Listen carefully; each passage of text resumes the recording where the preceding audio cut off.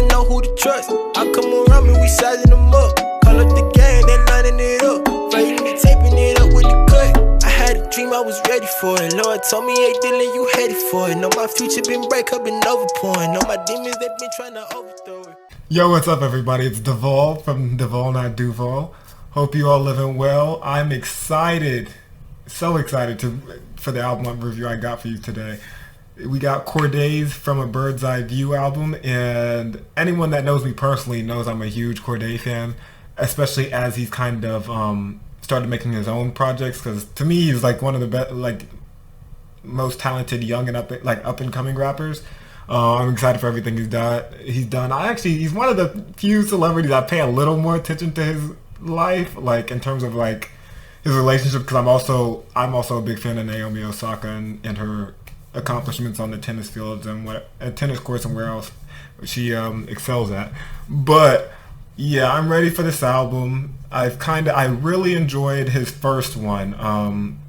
Well, pretty much everything he's dropped, but from, what was the first one? The Lost Boy, I liked a lot of that, whether that be, I think my favorite song in the Lost Boy album was Wintertime Was Hard. It had a real J. Cole feel from here.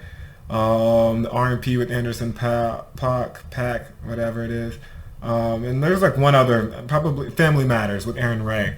Like, I don't know, he had some songs in there that I think that was the summer I heard it. I think it came out in the summer. I can't really remember exactly, but the summer I heard it, I listened to it for the whole summer. Like mainly, like that was my most listened to album that summer because I was just really enjoying it. Now, I'm not going to say it was a perfect project or a classic or anything of that nature, but I think it showed an enormous amount of potential for him as an artist. So I'm really excited to get into the second one to see how he has grown, how he's developed, how his storytelling has changed, and things of that nature. And I know he had released that Just Until, or whatever that EP was that had them 4 projects on there. Yeah, it was Just Until. I loved everything. Well, not everything. Dream in Color was amazing. Thornton Street was pretty good. I don't remember What's Up with the Young Thug or the More Life one. But whatever. It doesn't matter because we're here today to listen to this album. Now, I have listened to the singles he had dropped from it. I think it was Sinister and Gifted. Maybe even Parables. I think he dropped all 3 of those. I've listened to all of them. I'm still going to include the review because I didn't review them on here. I don't even think I had my channel at the point when they came out. So, yeah, I'll be listening to them and reviewing them as if it is my first listen. So, you're welcome there. And so we're going to get into this album now. 14 songs, 42 minutes. And the first song is Shiloh's Intro. So let's get started.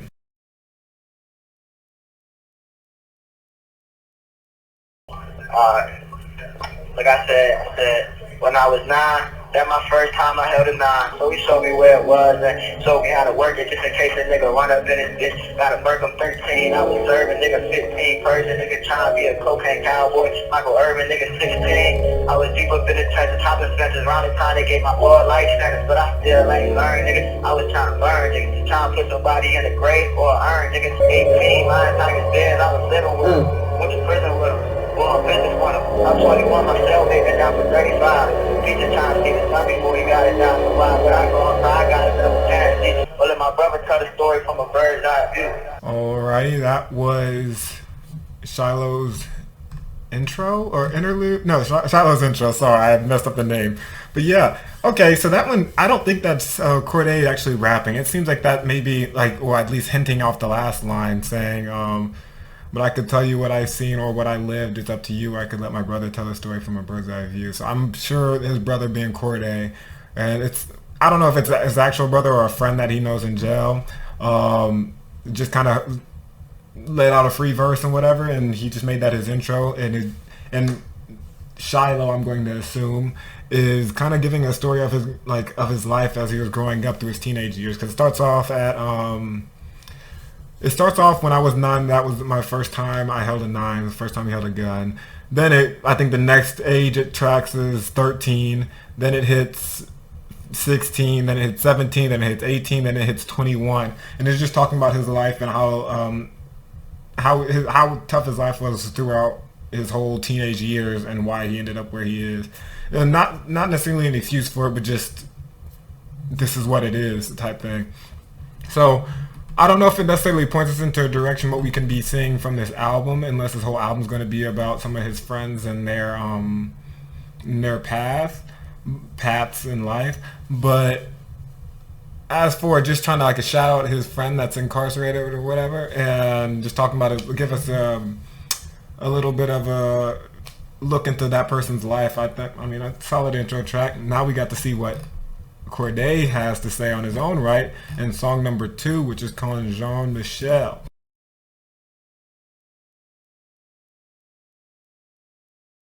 Yeah. Brink of extinction, hell bent on survival. This life's a continuous cycle. Consider this a venomous haiku. This ain't a verse, nigga.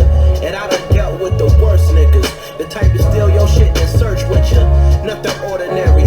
I've been having vivid dreams. Them shits is more than scary. Graveyards and mortuaries. Haunted by these goals that I'm trying to accomplish. Cause what's life without sacrifice? And you just wasting talent if you never strategize.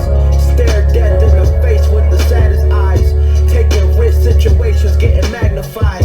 What's your ideal way of demise? The price of fame costs your life, but staying alive is more important. Sprinkle holy water on a tainted cell. My brother asked me how the fuck can he maintain in hell? That's another story for a different day. He just told me don't switch your ways, nigga.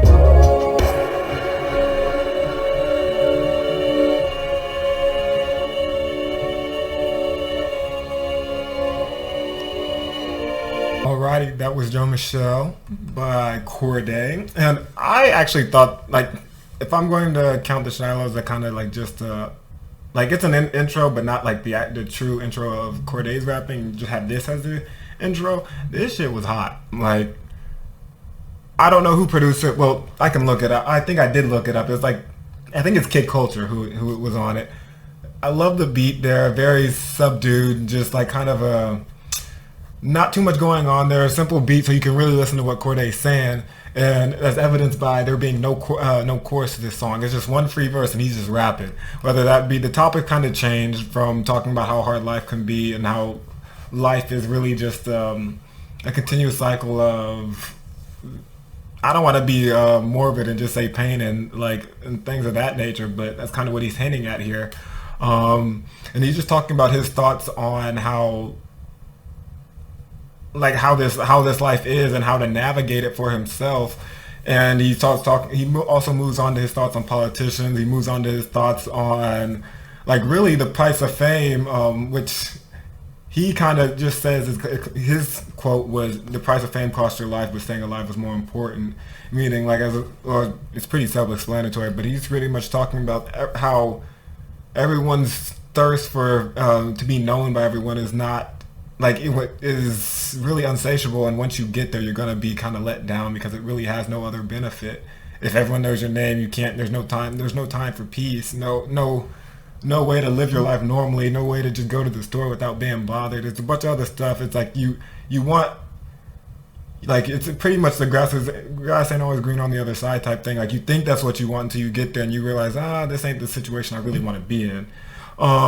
He also touches on, like, saying, talking about everyone's power lust in terms of trying to go get, everyone in a way is trying to go get power to improve their situation. But he's saying you get too much of that, it leads to another insatiable desire of you being able to, constantly hunting for power and not being able to fulfill your need. Then it leads you in a point where he compares to asking Alex the Conqueror or Christopher Columbus.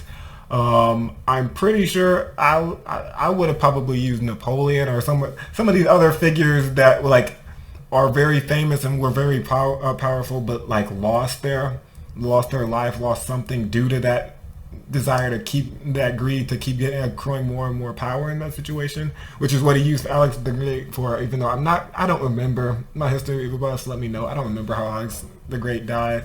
Christopher Columbus and his desire to be known as a conqueror and the discoverer of the whole world and whatnot. But yeah, that's what he's touching on there. And then goes back to talking to his friend, asking how can he survive in the hell, whether that be life in general or prison. But yeah, it's a great track. Just him kind of putting his thoughts out there on life and really people's desire for for these things that aren't necessarily conducive to them being a better person or being happier in the long run. So yeah, that was Joe Michelle. We're going to move on to track number 2 called Super.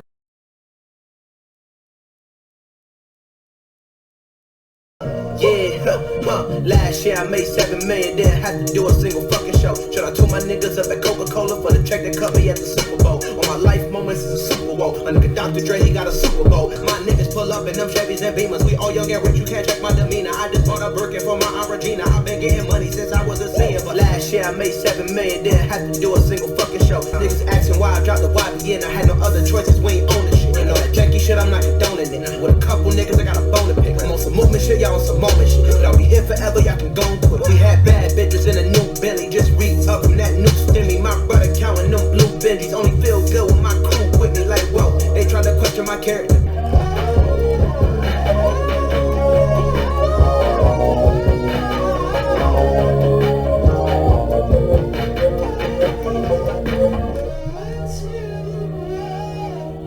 Alrighty, that was Super by Cordae. And I lied. I said there was 3 songs that was released before the album dropped. I think this one was as well, because I remember hearing this. I don't know what I heard it off of, but I remember hearing this song. It's cool. Like, I don't see any real wordsmith moments in this song.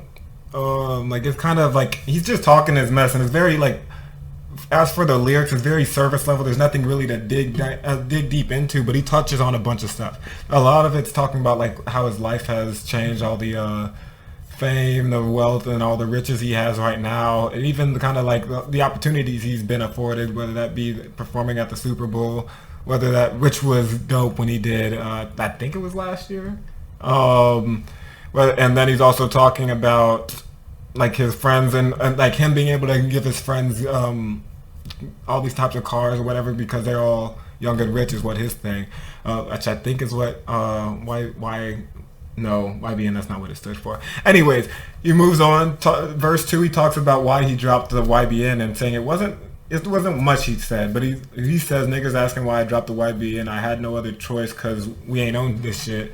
So I'm thinking it's not because there was some type of beef between the whole group as was reported, I think, initially, but he's saying it's more so someone else may have potentially trademarked it, and so like if that's the case, then he can't use it because he's in a position where his name actually holds a lot of weight now, so he can't just be using stuff that would end up costing him money at the end of the day when it's actually not that necessary for his own brand, you know?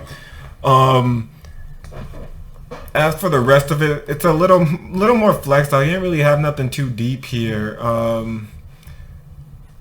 I don't even know if there was a favorite line for me because it wasn't really anything too deep in here. It was a simple song. Beat was cool. I don't think I would say this one because I was like, oh yeah, that's a real nice piece. And our line, bar, verse, it was nothing like that. I didn't even really care for the chorus. But it's all right. I wouldn't save it, but it is what it is. So we're going to move on to the next track, which is called Mama's Hood.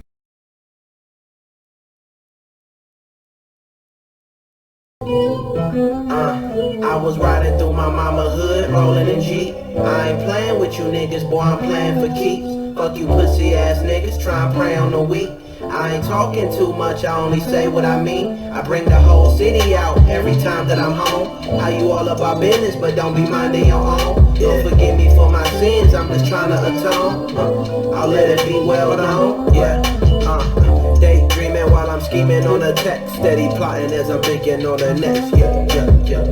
Student loan forgiveness, all my debt was finally paid out. Appreciate this shit because the gutter I come straight out. The bottom of bottoms to the top of the tops. And that power washing van that I just bought for my pops. I talk to him every now and then, but often than not, we upgrade the next time that I drop. But for now, I was riding through.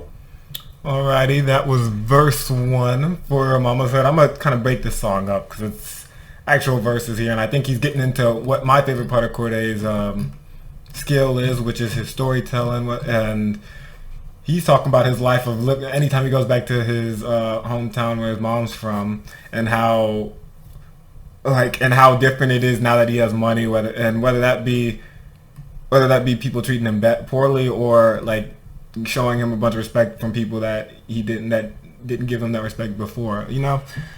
So I actually really like this one, the intro. I mean, he starts off talking about daydreaming while I'm scheming on a text, and I'm like, man, you with Naomi, and you've been with her for a year or two now, so I was like, you can't even front for like front that it's for anybody else now. So I'm just like, I get it. You needed a verse to start off with, but I'm just like, dog, you don't need to do all that, no. Then he starts moving off saying he's the smartest nigga who had to drop out, fuck your graduation. I think that shit's a scam. Somebody had to say it. Here he's talking about college. I mean, we all kind of acknowledge that college is at least a little bit of a scam. And this is coming from a guy that has a bachelor's degree and is literally about to go back to school to get a doctorate.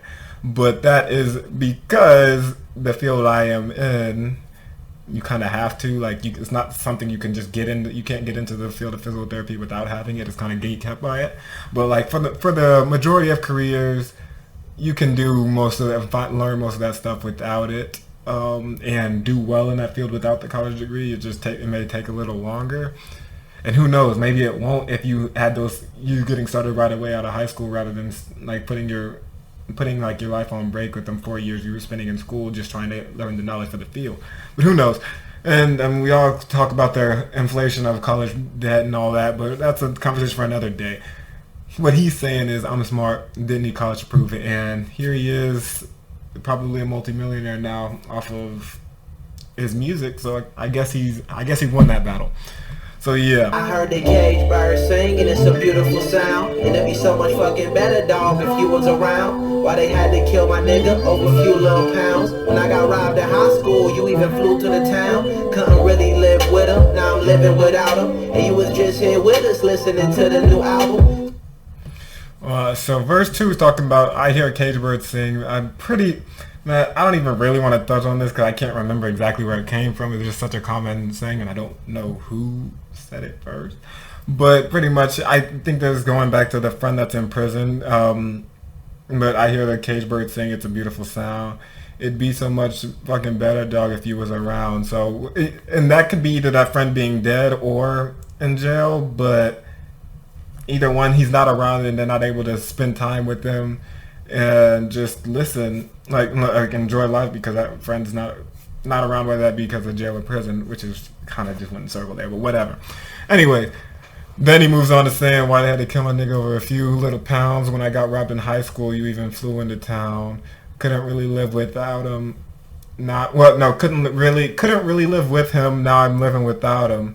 And you just hear with us listening to the new album. Told me it was a classic, better than my last shit, is what he goes into. And he's kind of just talking about the friend that was like, who was always kind of a protector for him, or always helped him in a situation, and he's no longer there to be that for him, or kind of just be like, just be that calming presence that he needed in his life. But I guess they got to a point where they're talking about he was just like that friend that recently died or went to jail. Well, we're gonna assume he died because it said why they had to kill my nigga over a few little pounds. But anyways, we're gonna assume he's dead, and he's just talking about like he just remembers him being in town listening to this album, it must be, and telling him that it was so much better than the last one, and like congratulating him and all that. And now a couple days later, he's no longer on this earth over some trivial shit that didn't really matter in the grand scheme of things. So yeah, we're gonna keep it going. Told me that it was a classic, better than my last shit. We used to have hoop dreams and skip all our classes. And now my nigga dead and gone. Shed these tears as I pen this song. Should've got him out, I'll right my wrong. Real nigga shit what I condone. Every nigga got his flaws. Accounts is filled with withdrawals. I paint pictures as vivid because my feelings so raw. Alright, so at the end of verse 2, it's still continuing talking about that, their friend that's dead. Talking about the flaws that he potentially had and how they're no worse or better than anyone else's flaws that's still here on this earth. And he's talking about how with his music he paints pictures and paint picture of situations because like it's the only way he can really channel his feelings. And he couldn't even go to the funeral because he couldn't, at that point in time, he couldn't control his feelings, so he had to put it in this song or whatever, because it's the only way he could channel it in a way that was healthy for him. So we're going to keep it going after this, but I really like the ability, like when he ends a verse, flows right with the chorus. There's no real even separation between the two. It's just he goes straight in from the end. The funeral was too much. I couldn't show my face. Instead, I was riding through my, which is the chorus. I was riding through my mama's hood, rolling in Jeep. Like, I like that here. It works really well. You can't, like, the chorus, you know when it comes on because it's the same, same little couple of lines every time, but it works really well because he makes that transition from the verse to the chorus really well, rather than it just being a break or a beat change or like a pause or some things of that nature. But yeah, let's keep it going. This song is dedicated to my dog Trayvon Ross. We called him Pit.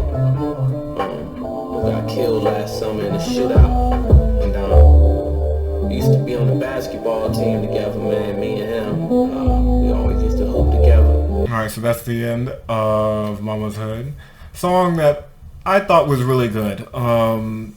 He brought into his storytelling. While it wasn't a complete picture, like a consistent story, it was kind of just talking about how much he misses his friends. And I'm low-key wondering if that's what the whole album is just kind of recapping his friends and their stories over the, like, and him being probably the main one that was like successful in this life, and he's just looking at how all the paths, how they're all different, like how their paths led them to different lives and whatnot. I think storytelling is probably Cordae's best skill. And in a similar vein to Cole and Nas, like that's where when they're in their like in their flow, in their best, like at their best, when they're telling stories about whether that be their lives and made up stories or things of that nature. They just weave them into stories so well. I think that's what he did here.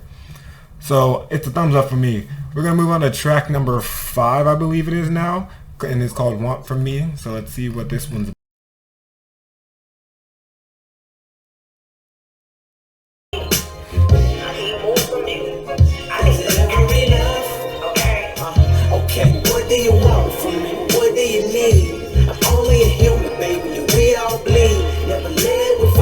Destroy with greed. I'm a man with pride. I won't beg to plead. Just ask, what do you want from me?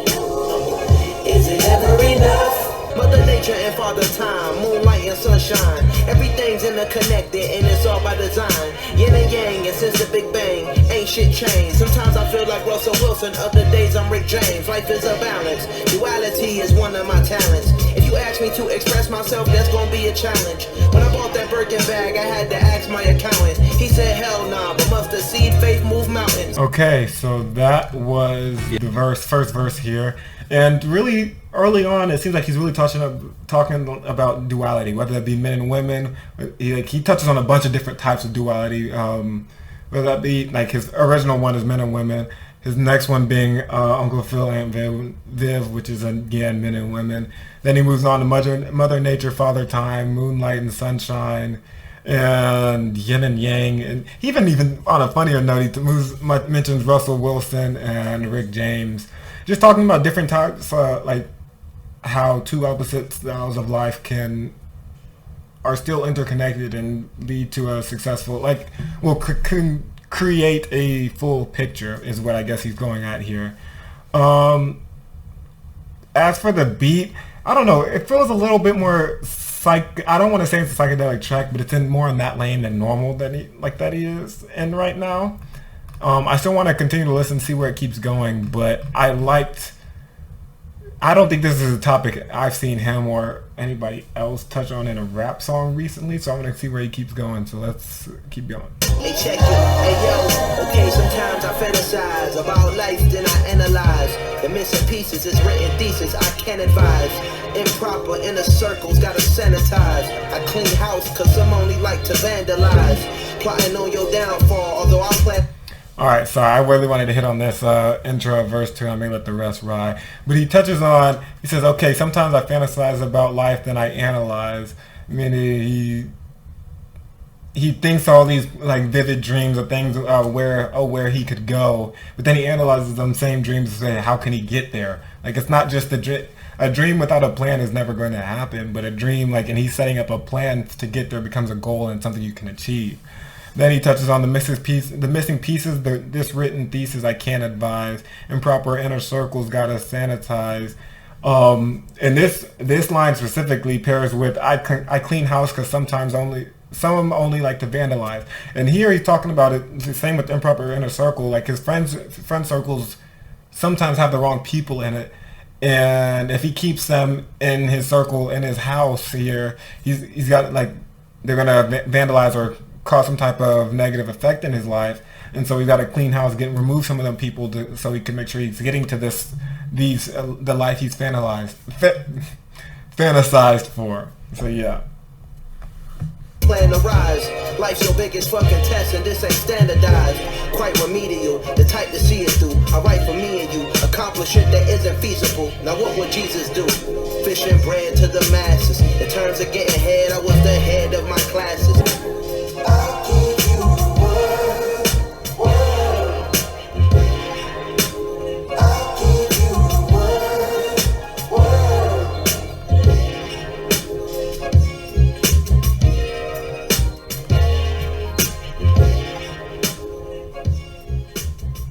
Alright, so that was the end of Want For Me. And I'm laughing because there was a little skit, the outro skit there. I can't remember what meme it's from, but it made me laugh. I don't think it's the white boy one, but I can't remember exactly which one it was. But I don't know. When artists integrate memes at the end of their album, it always makes me laugh, like as their little outro. But yeah, I think he did a good job in terms of, well, like the first verse versus the second verse. The first verse really talking about the duality and how life is all kind of interconnected. Verse 2 is more talking about how people always like how just pretty much dealing with people with ulterior motives and how you keep moving on through life with those like in spite of those people. He moves on talking about I write from me to you, accomplish shit that ain't feasible. Like go achieve your dream. Go do what everyone else is telling you is impossible. He also moves on to saying, well, really everything good, my nigga. Why you asking? Beware of ulterior motives, deeper desires, and just beware of everybody that. Just make sure you like kind of check everybody in your circle. Make sure they're not trying to veer you from the path you set in front of yourself. Yeah, so I thought it was a good track. As much as I tend not to like psychedelic type music, this one's not too far in that lane. It's just kind of in that, like, just looking in that direction. And I thought it was a good job here. I want to know who the chorus was done by. And I thought, like, in my head, I was kind of imagining what if Earth Gang, I can't remember which guy. I was thinking if Earth Gang would potentially be better in this song, but I don't think he's calm enough for this type of song. Earth Gang's a little hype, typically. Although they've made calmer songs, I'm not sure if it may have been like a even trade-off there. I was just imagining I think it's Johnny Venus would have been okay here. But yeah, so that was a good track. So far, the only one I was like, was the one that was released beforehand, Super. So we're going to move into track number 6 called Today. Hold on, I don't got a time today. Money in my mind, nigga, I got to grind today. Get that shit on delay.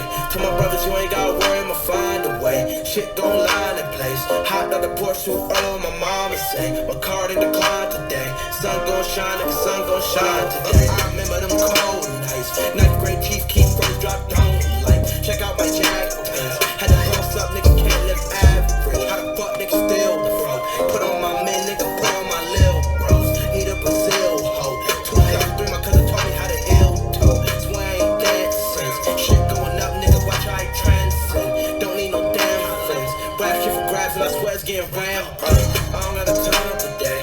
Money on my mind, nigga, I got to grind today. Sun gon' shine today. MK's crying today. You waste your time too late. I see you tryna contemplate. Mess with top notch playboy, bang Luka Beach. See through lingerie. I can pay a coins to play. What's up in rhyme today?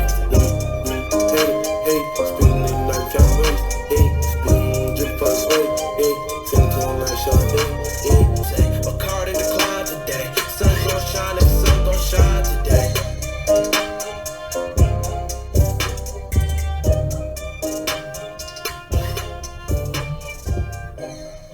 Alright, so that was Today, the Cordae featuring Gunna. Gunna had a verse in there. I'm not gonna lie, I don't think this one would be saved for me. The beat was too much for me. Too all over the place. Trying to be a little creative here.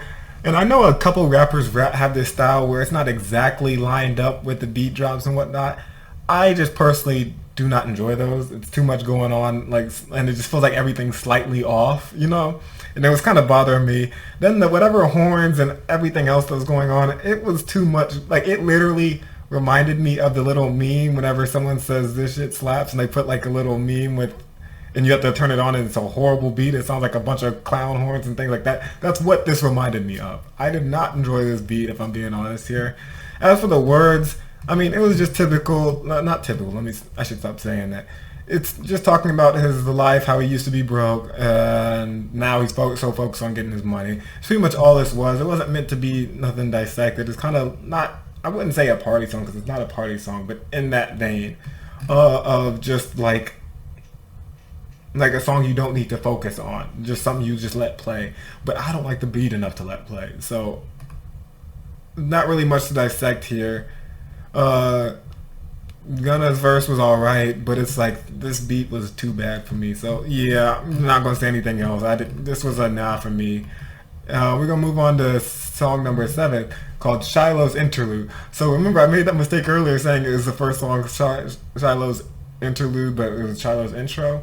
So apparently there is an interlude. I didn't know that at the time. I was just making a mistake. So let's get into Shiloh's interlude and see what he's talking about and rejoin our man Shiloh and his story.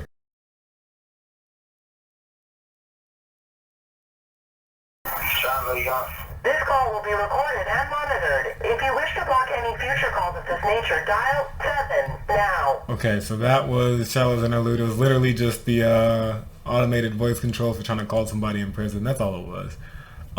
So yeah, we're gonna move on to track number 8 called C. Carter. So let's go. Yeah, I used to dream about a dive charger. Suicide dogs sitting on 24s. I was trying to find a job and shit, why bother? Being broken make you try harder. Sitting in the house watching Coach Carter. Plotting on this fucking Cartier. Hey, plus a nigga trying to go farther. I finally arrived and nobody's here, but that's a part of the game. We call life, love is hard to attain. My little brother drive a Jeep and I just bought him a chain. A real nigga, what I'm is and what I always remain. But this bitch temptation keep calling my name. I wrote this song in LA, I was driving my Benz. Thinking about this road I'm on to acquire ends. I'm a fucking outlier, I retire these trends. Niggas told me I was stupid just for hiring friends. I used to dream about a dive charger. Alright, so that was verse 1 so far of C. Carter, which I think may be Coach Carter. I'm wondering why he didn't just title it that, unless he couldn't because of some type of Disney issue. But yeah, I'm really rocking with the beat here. I don't know who produced it, but props to him. He does, to me, Cordae does his best work on simpler beats when he's actually trying to just talk. Well, in general, most artists do better on simpler beats when they're just when their words are actually important. But it's reminiscent, talking about how life used to be for him. And really all the people that tried to give him a bunch of advice, like he ends it with saying, niggas told me I was stupid for just for hiring friends, like, and everyone thinking they know what's best for you in life, as if you, the person living your life, wouldn't know what's great for you as well.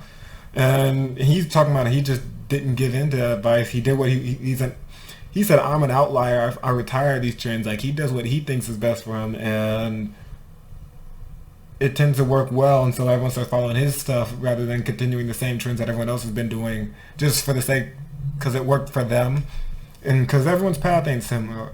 But yeah, that's what he's hitting on here. Gonna keep it going. Let's get back into it. Okay, listen to these proverbs, or odd words we call rap music that took me all across the globe. Watch people react to it. Figments of imagination, couldn't fathom elation, indescribable with words, so I'll go illustrated. Illustrious rhyming career for which my rhymes are revered. Clear signs of alignment, shows my timing is near. We all hit for an assignment, several souls that are migrant, simply vessels in this climate, solitary confinement. I break free every time that I wake. My faith leads and creates seeds that eventually blossom to trees. Getting rid of all the extra shit I thought I would need.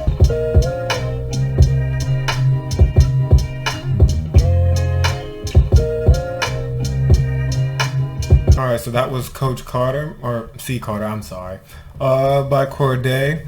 And I think, well, we already talked about verse 1, but verse 2 is really like driving home that destiny, fate, religion type sort of theme. Not necessarily he's hitting those themes, but that's kind of the similes, the wordplay, like what he keeps his bars attached to. He opens up saying, listen to these proverbs, the odd words we call rap music, and talking about how everywhere it took him in life, and and all the dreams he had for himself, how rap took him to get those dreams.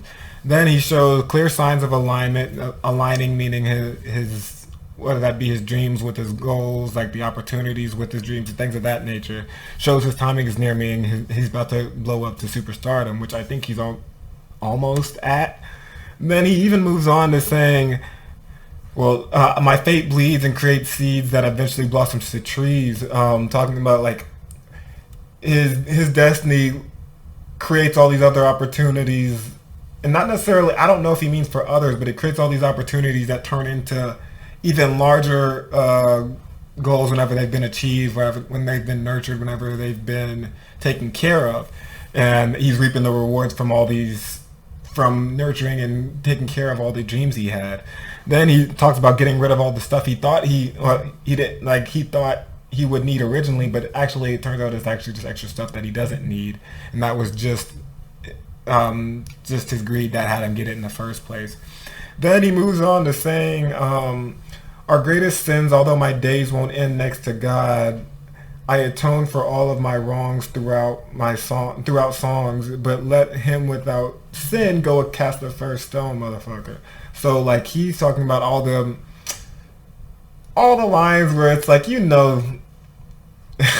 like not like, that typically wouldn't align themselves with what a Christian typically, what you would think of a typical Christian, those type bars. He's like, while I have though, or even anybody, like a typical religious person, you wouldn't be saying these types of things. You wouldn't have the line about the cucumber that he had maybe a song ago.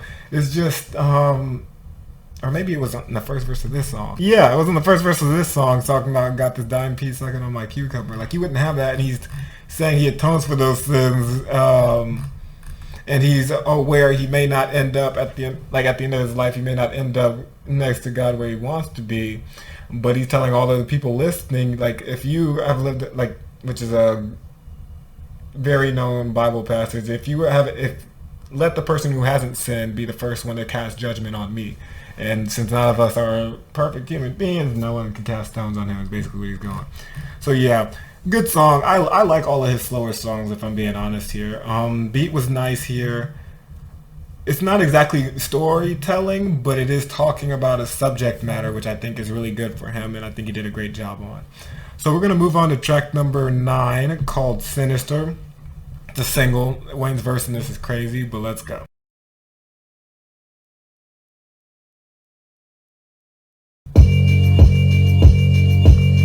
Yeah, alright, my flow sinister. This ain't rap music, this straight literature. Small-minded nigga, all your ideas miniature. They tend to hate on you when they can't get rid of you. I ain't going nowhere, 20-year career minimum. Call Hit Boy for beats, ask for 10 of them. Alright, sorry, I'm stopping this early. I just really like the flow right there, how it's da da da da da da da. Like that, I don't know, that's one of my favorite flows for him, when he hits that and just... When I've seen him rhyme it out for like a whole verse. I don't remember what song it was, but that's my favorite flow from him, especially when it's actually content here. He's like, let's reflect time. I try to collect mimes from complex rhymes. And by the way, shout out Tech 9. And Tech 9 being a producer, rapper, singer. But he was just like shouting him out and just talking about how, because Tech 9 I think is pretty much known for his wordplay and the rhymes he creates, and they're just it's just a rap line. I just like the flow. A wise man told me that silence never betrayed him. Keep your mouth shut, cause niggas got ultimatums. Stupid situations, the tongue often creates them. The motor mouth nigga is usually causing mayhem. Alright, so that was a chorus here, and I just think he was actually talking. It's really saying, yeah, alright, my flow sinister, this ain't rap music, this straight literature. Small-minded niggas, all your ideas are miniature. Which just showing you, like, small-minded people, closed-minded people don't have the creativity, the dreams to get to these lofty places because they don't lack the creativity and vision to even create them in their mind.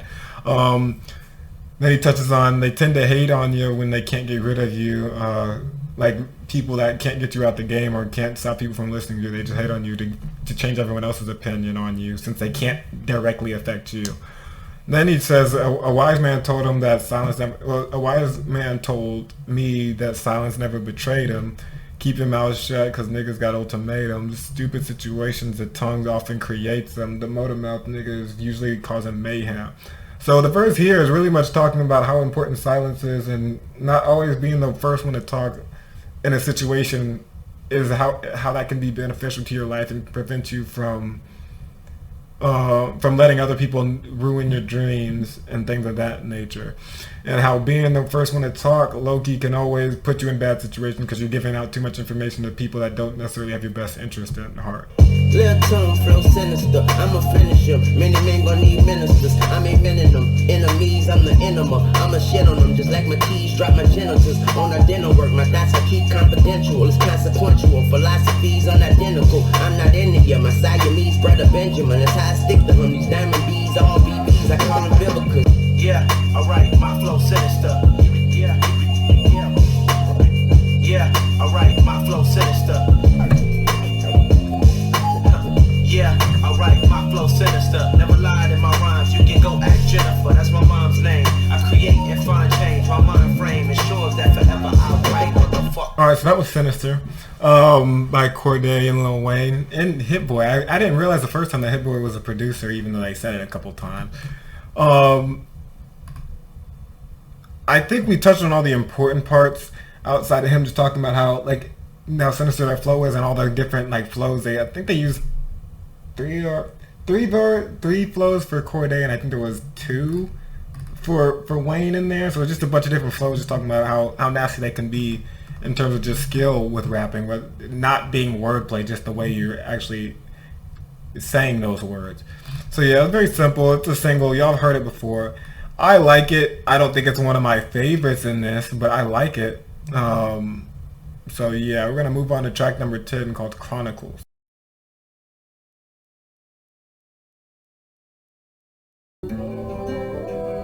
Yeah, I'm on this world and I'm not sure where my heart is headed.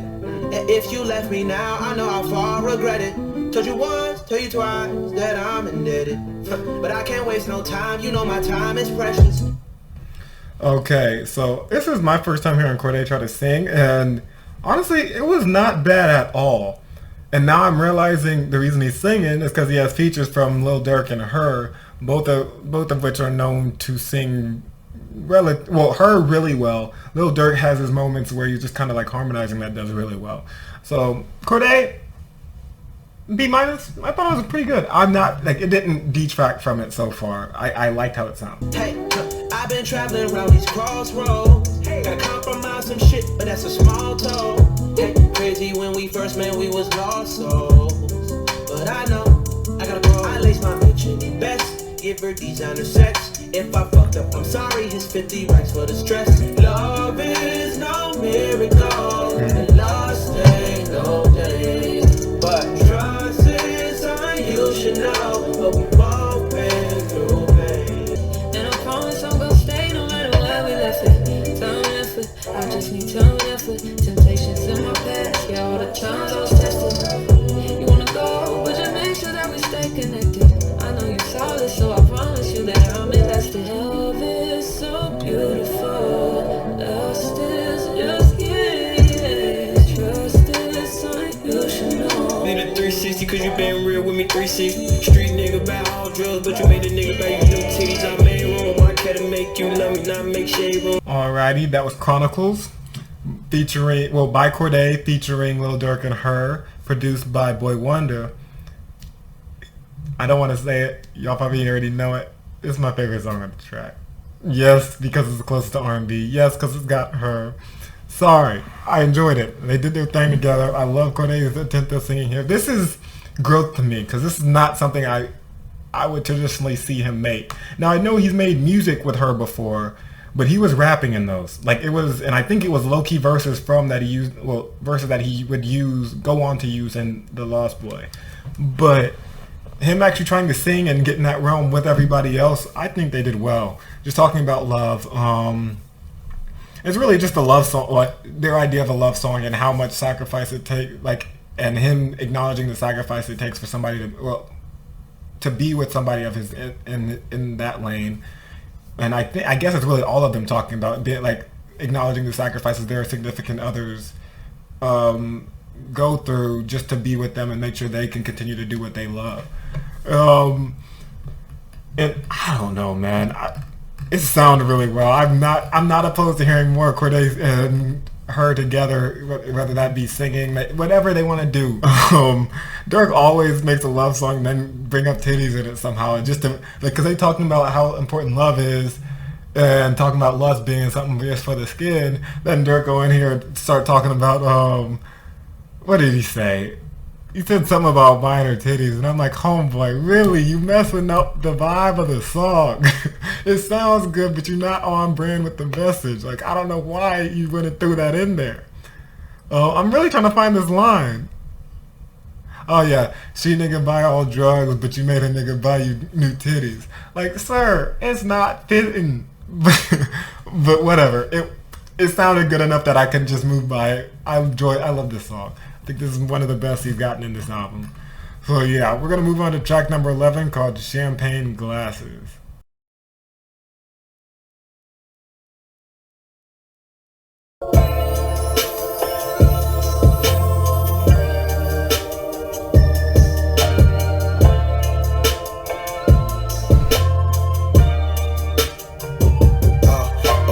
Conversations getting complicated, I can tell ya.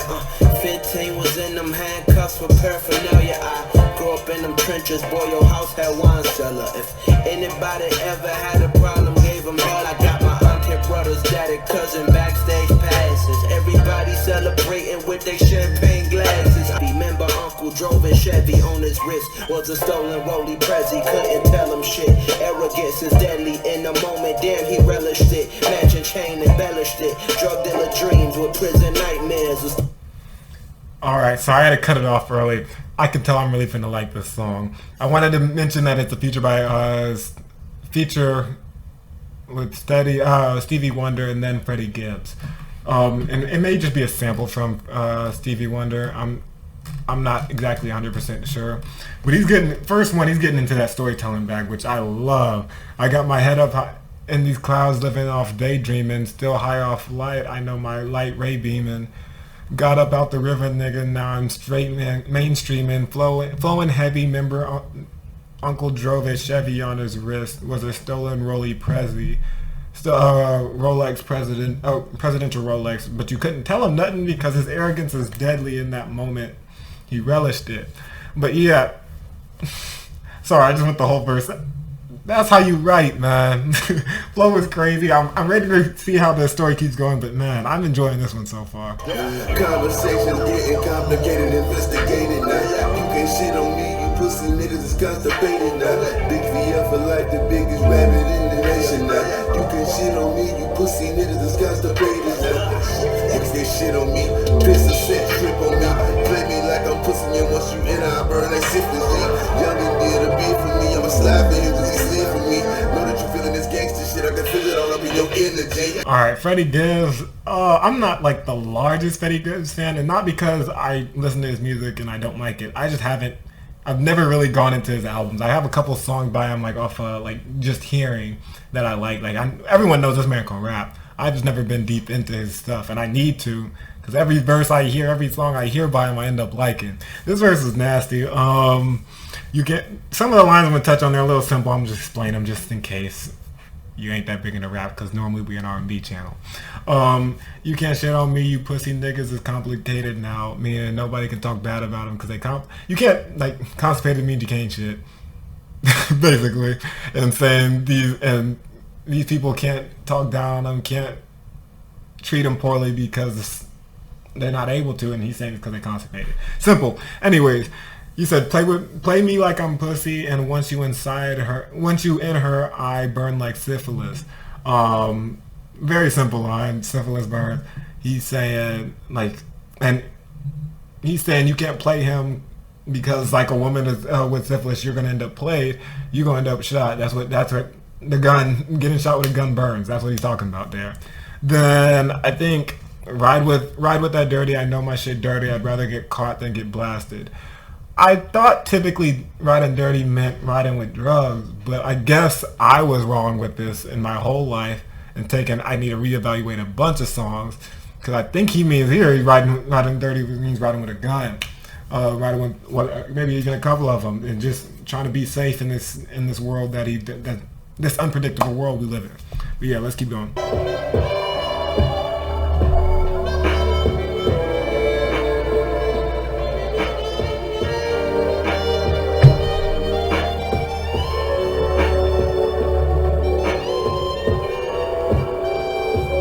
Champagne glasses. Ended with a little Stevie Wonder harmonica little solo, and I loved it. I mean, it's just, instrumentals tend to do really well for me, especially if they're kind of like simpler and not too many artificial production elements. It just sounded well to me. Well, and as it should. Stevie Wonder's a legend. So we're gonna move on to the outro track called Westlake High, but it's not the true outro because I know we got Gifted in Parables after. So we're going to get into this one. No features on it, but we're going to see. I guess it's like the end of what he would consider the album length, and the rest is just bonus that he wanted to add on, especially since we had already heard him.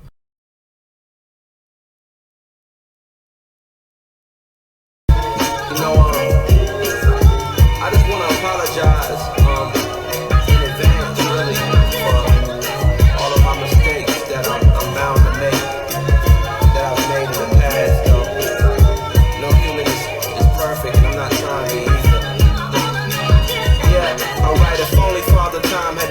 Of Mother Nature. If only I was wiser when I first discovered paper. If only Martin Luther never stayed at the Lorraine Hotel. Okay, so he's starting here right with some bars. If only Father Time had the patience of Mother Nature. Meaning if time, like nature moves pretty slow, whether that be any cycles, any succession, like and things of that nature. I don't think succession is the right word. Maybe it is. Regardless, that nature and the earth moves slow, but time tends not to in our life. And he's just talking like if only the time moved at that same pace, he'd be able to probably enjoy life more. Then he says, if only I was wiser when I first discovered paper. Like if only he wasn't frivolously spending money when he first discovered like when he first discovered how like what it could do for him in life. And he's talking about how much better off he would be. Then he says, if only Martin Luther never stayed at the Lorraine Hotel, he'd still be alive and well. So obviously you couldn't put that together. That's where MLK died. And he's just saying, if only we had the hindsight, or I guess the foresight to see where our decisions would take us, we wouldn't make half the decisions we made. I went to Westlake High where death rates rise, and some people go on to waste the rest of their lives. I go back every now and then to check their vibes. The rest of my classmates working tech-based jobs. I just bought a Range Rover and did a song with Nas. In the belly of the beast with a strong survive. Try to move past the lows and prolong the highs. But still I rise. Yeah, I'ma be doing this music shit at the absolute highest level for a long ass time, man, as long as I want to. And that's all I try to do, man, is give y'all my life and everything from a bird's eye view. You must remember that the mantra, the way of life is always everything high level. That was Westlake High by Cordae. I appreciate the shout out to her grandmother, because I didn't know she had died. Well, like he's just telling us that she died. And if you listen to his last album, his debut album, she had, I think, 1 or 2 parts in there. She definitely had a song to her. I think it was like Grandma's Skit or something like that. Like she had something in that song that he gave her. And little do we know, that was like probably her final year living. Or maybe not final year, because I think she had a couple years and like it was just the end of her time.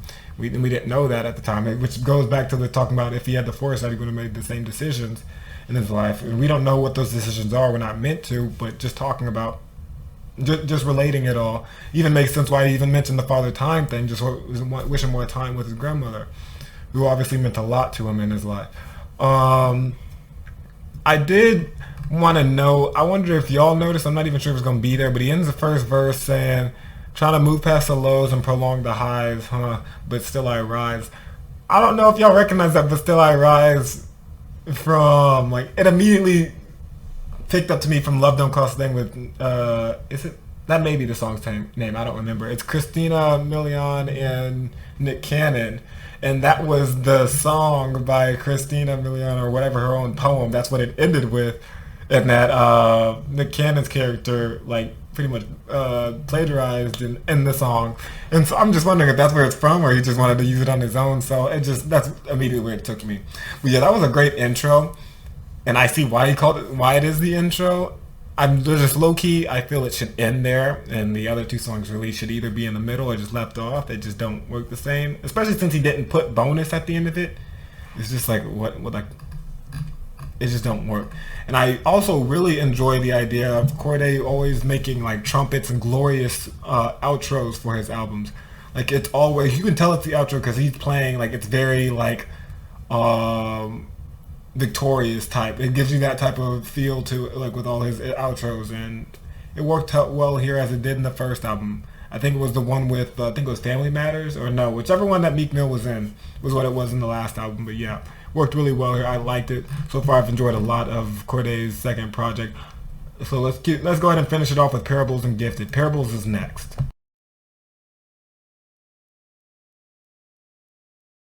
Seen some shit within my lifetime, my light shine bright. Protect your energy from poison when a python strike. My first mistake was doing robberies on Nikon bikes. Watch my moves and I'ma show you what an icon like. Born from the trench, you from the burbs, nigga. Fuck the early burn, nigga. I'ma get this motherfucking chicken. And if a nigga ever got a problem, nigga, we can fucking solve it on my mama, nigga. I just been itching. But I can tell you about the time was going hard up in the paint. And I can tell you shit that other niggas can't. Let me tell you, I can First verse, y'all may have heard it before, but Cordae, this is one of his best, like, hard rap flows in a minute. Like, maybe the best ever that I've heard from him. This shit's just hard. I liked the bars at the end saying, well, I like two things. It's nigga, fuck the early bird, nigga. I'm gonna get this motherfucking chicken. Then it goes into saying, and if a nigga ever got a problem, nigga, we can fucking solve it on my mama, nigga. I've just been itching. Like, that flow right there, I thought was crazy. Like, I wouldn't even mind a whole song, or not a whole song, a whole verse with just that flow there, but it was crazy to me when I first heard it. And then he moves on to say, Glock no safety, Plaxico, I might shoot myself. I didn't say it in the same flow because I don't really remember it, but Plaxico Burress is honestly, he was a former Steelers player, my favorite team, but everyone knows he went to jail for having a gun. I think it was in New York, and they found out because he shot himself with it. So that's what he's going at there. Then they saying they catching bullets. He continues the New York Giants football player analogy with saying they catching bullets like to Odell, because he said that's why it's got to be to Odell, because it's two people catching bullets, because receivers catch bullet passes and Odell catches everything. That's what he's going for there. But yeah, I don't know if, because this is called a parable, I think this is like the moral dilemma, the bad part of life, and the next verse is going to be like them trying to learn from it or whatever. I don't really remember this song, so this is kind of like a first listen for me. I just remember certain, like, sounds or whatever. But let's keep going. I'm enjoying it so far. I can tell you about the time I signed a deal for 20 bands and used that shit to get my brother out the can. Let me tell you, I can tell you about the time I had a penny in the plan. I can tell you shit, but you won't understand. Let me tell you, first and foremost, for every door that's open, the door closed. Be the nigga, take his Bordeaux, upgrade my wardrobe, and Lord knows, living like this, it leaves a short road, a dead end, or prison time where we was heading. And I ain't even wanna have to blank on them. That lamb truck got a full tank on them. But a nigga better not look at me wrong. It's certain shit that I can't say on this song. But let me tell you. So that was what I was telling you, that transition of just learning from the past mistakes or whatever. And because he literally says, and Lord knows living like this, it leads to a short road, a dead end, or prison time where we was headed. So it's like just talking about he can't live that, like he realized he couldn't live that way because it wasn't going to lead him where he wanted to go. And the rest of that is not necessarily flex talk, but just he's showing the value in staying down with the people that was with you the whole time. So yeah, we're gonna keep going because I don't think Eminem was in the original song, but he's on this remix. So let's keep going. To make you wanna cop out the complete deal. So I treat you like it's Takashi. Spit on that bitch like big milk. My addiction got me weak milk. I'm relapsing, I think I can't seem to stop eating beef pills. And Dr. DRE, he still keeps on giving me refills. Cinnamon, militant indiscriminately. Women and men and little kids, senior citizens, citizen gets empty. Alrighty, so that was Parables. I'm gonna touch on a few of Eminem's. Well, it was a lot, and it was kind of hard to find out where to talk because he paused randomly, then start again. Like, it's very erratic when Eminem raps now, which isn't always. I enjoy it sometimes. I don't enjoy it others. The wordplay was crazy here, which I enjoyed, but as for the way it sounded, I don't like the erraticness, and I guess it's because I'm an R&B lover where everything's pretty consistent, and so the way he does it, just kind of like, what is happening? But anyways, I like it. He opened it up saying, "I done seen some shit in my lifetime. At one time, I can still remember how bad I used to want 5 mics." And I'm pretty sure that it was a certain website. I don't remember which website it was, but there used to be a website where that would rate everybody 1 out of 5 mics. Like, that was and he's talking about how bad he wanted other people's validation there, and that his biggest dream was just to make it to unsigned hype. He at one point in his life, his biggest goal was just to be recognized, and now he's at this point where he doesn't even care for it anymore because he values himself so much more and doesn't need everyone else's validation. Moves on. There were some other bars in here that I don't think are that deep that I want to dissect, but there was one in here saying, "Oh, it's Return of the Ruthless, more murderous than Mook is so what." I'm not going to read it in the flow because his flow is crazy, but it's Return of the Ruthless, more murderous than Mook is so what you think you're going to do. Dudes think I'm allergic when I point this motherfucker burner at you. And he's like the at you, they make sure they do the sneezing effect in there, but that's why he's saying, like, when you're allergic you sneeze, and he's saying you're gonna think I'm allergic when I point it at you, because he's like, it's at you. Like, it's just a wordplay there that was very slick. Not much more to dissect there. Then he said, permanent damage with the words that I threw, bird's eye view, I'm referred to as Zeus. Like, everyone calls him, like, the rap god is what his whole thing is. And he's also referencing Cordae's album title. There's a lot going on here. He's referencing Cordae's album title from a bird's eye view. Then he's being called a rap god, so that's where the symbolism between him and Zeus is. Then it's also talking about permanent damage from the word. He's looking down at you from a bird's eye view because Zeus is supposed to be living the clouds, pretty much, and the god of lightning and all that. And he lives at the top of Mount Olympus, so everyone's looking down, like, he's looking down at everyone. That's what he's going. So it's a lot going on there. But yeah, those are the main 3 that I found interesting. It was a good song. I don't know if I like the song more with or without Eminem in it, but I don't know. I'll leave that for later. We're gonna move into the last song called "Gifted" with Roddy Ricch. Hope you've heard it. If you haven't, we're gonna get into it, and I'm gonna show you a little bit and make you go listen to it on your own.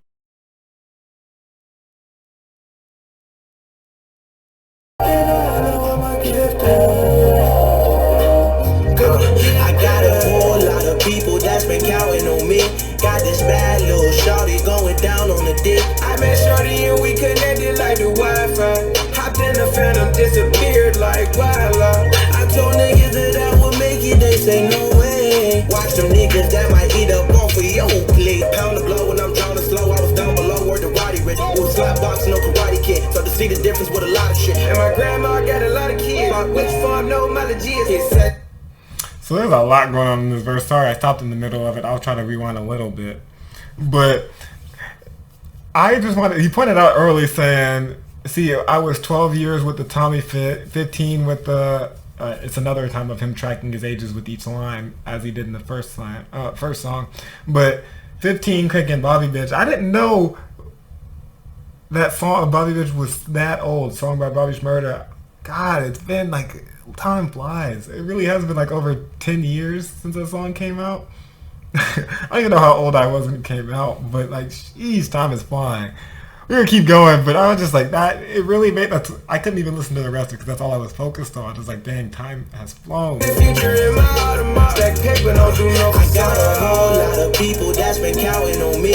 Got this bad little shawty going down on the dick. I met Shorty and we connected like the Wi-Fi. Hopped in the Phantom, disappeared like wildlife. I told niggas that I would make it, they say no way. Watch them niggas that might eat up off of your plate. They call me sliding on the E-way with the heat on the seat.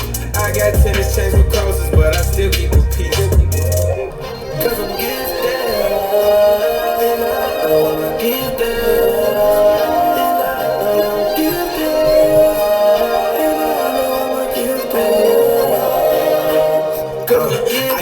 So that was Gifted. Don't really have too much more to say with it because I still listen to this song. I've always loved this song. It's a great song. I say that as for the album, I don't know if I think it was better than The Lost Boy. But that's not to say it's a bad album or that I didn't like it. I just really liked Lost Boy. There are some songs in here I really enjoyed. Jean Michel, Want From Me, C. Carter, Chronicles, Champagne Glasses, Westlake High. Like, I thought he was good. And that's just me not having the newness factor of all the other singles that came out. I thought it was a good project. It probably is better, but Cordae is always solid to me. Now, I'm not going to lie. I'm still waiting on... I don't even know how to describe it. Whether that be more solidified storytelling and of his life, whether that be more... Like, I don't know. I feel like he's more of a jack of all trades right now, and he hasn't really figured out which lane he wants to go to, if he even wants to go down one, and that's okay. I feel like that's kind of the next step for him, is to take that direction. And if he doesn't, we'll just be this, which is cool, successful in its own right. I just think for him to become that, like, he has the potential to be like one of the next leaders, top, like the next big three of rap type. For me, in order for him to get there, he's going to have to make that decision and go down that lane of actually just not wasting a bar, taking every opportunity to show his skills and show that he's the best. And I don't feel he did that in this album yet. If that's not what he wants to do, then cool. It's just that's kind of where I'm holding the standard I hold him up to, and I want to see him get to. So we're gonna see if he gets there. Great album. My top three is probably Westlake High, Chronicles, and maybe Jean Michel. I don't really know too well, but I enjoyed it. Hope y'all enjoyed it as well. Hit that like and subscribe down below if you enjoyed as much as I did. I'll catch y'all later. Y'all have a good evening. Peace.